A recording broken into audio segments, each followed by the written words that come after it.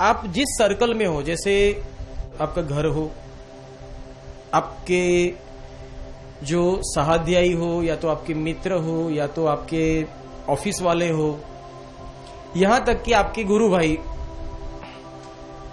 वहां से कभी आपके अच्छे कर्मों की सराहना की उम्मीद कभी न रखना। ये पहली बात बता देता हूं। क्यों? क्योंकि आप अभी बदलने की कोशिश कर रहे हो, बदले हुए नहीं थे, और उन्होंने आपको बदला हुआ देखा ही नहीं है। जिस हाल में थे उस हाल में देखा, इसलिए वो उनकी जड़ता और उनकी दृष्टि तो फिक्स हो चुकी है। इसलिए बार बार एक चीज आपको सुनने को ज्यादा मिलती है, सत्संग में जाते हो तो क्या सीखे? सत्संग ने ऐसा सिखाया।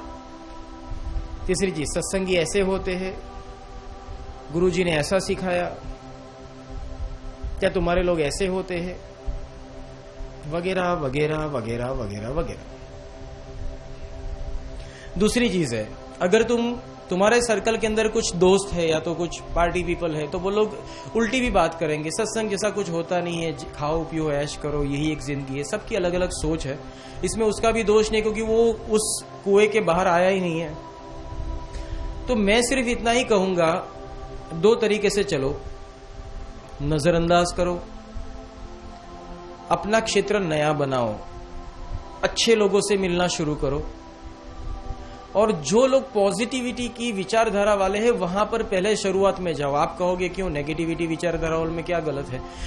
उसके लिए आपको थोड़ी शक्ति प्राप्त करने की जरूरत है, इसीलिए पहले पॉजिटिविटी की विचारधारा वाला लोगों के साथ पहले थोड़े टाइम रहो और अपनी पॉजिटिविटी की शक्ति गेन करो।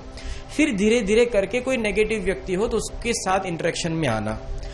होता क्या है, आप पहले दिन सीखे, अब पहले दिन कुछ अच्छा सीखे, दूसरे दिन से अच्छाई का बड़बोलापन करने लगे, दुनिया में हास्य पात्र हो जाओगे। दूसरी चीज है, जो क्रिया या तो जो अवस्था में आप हो, आप दिखने में ही नहीं आओगे, या तो आप वर्तन में नहीं आओगे। सामने वाला यही कहेगा कि आप बातें तो करते हो कुछ और पर होते कुछ और हो। तो जरूरी है इन दो चीजों से आगाह करा देता हूं कि अगर जैसे पिता और पुत्र साथ में सत्संग में जाते हैं, पिता ना पुत्र को एक्सेप्ट करेगा, ना पुत्र पिता को एक्सेप्ट करेगा, क्योंकि वहां उनकी मटेरियल नीड बीच में आ जाती है। इसलिए मटेरियल नीड जहां आती है वहां की एचातानी और दोषारोपण तो होता ही है। दूसरी चीज है वो लोग, और दूसरी चीज है सामने वाला व्यक्ति जब आपके ऊपर दोषारोपण करेगा तो उस चीज को पहले टारगेट बनाएगा जिसको आप प्यार करते हो, या तो जो चीज आपको ज्यादा पसंद है। जैसे आप किसी दोस्त के साथ ज्यादा घूमते हो तो आपकी मदर क्या कहेगी, हाँ देख वो राजेश के साथ ज्यादा घूमता है इसीलिए बिगड़ गया, अब राजेश को आए 2 दिन हुए। और वो प्यार बर्दाश्त नहीं होता,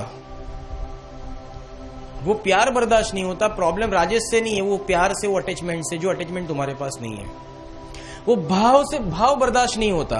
इंसान के अंदर एक इनसिक्योरिटी होती है, धीरज नहीं होती, समझ नहीं होती, इसके कारण वो, और मन होता है उसके अंदर पेशेंस नहीं होती, इसलिए आवेग में आकर कुछ भी बोल देता है। ऐसा होता है आपके पास, आपके साथ भी हुआ होगा या तो हो सकता है। इसलिए एक चीज समझे, जो नहीं समझते हैं उनको समझ जाइए, आपकी ये ना समझ है इसीलिए बोल रहा है, पर मुझे जो मेरा करना है वो तो मैं करूंगा, जिसका जो होना है वो है। वो नेगेटिव चीज पॉजिटिविटी में बदल जाती है।